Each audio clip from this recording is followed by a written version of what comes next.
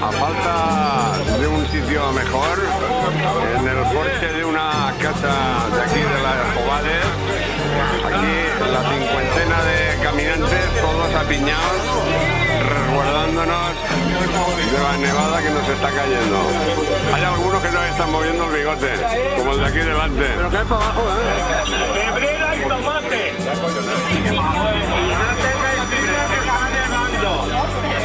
Vamos a esperar a ver si escapa.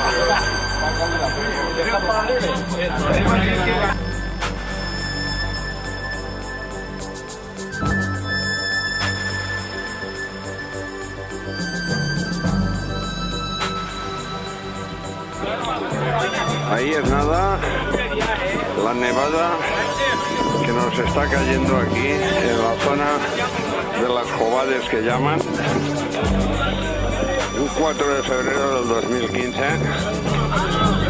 Que vamos a ver si nos deja que acabemos la ruta o damos media vuelta y nos volvemos para casa, porque esto cada vez se está poniendo como más complicadito.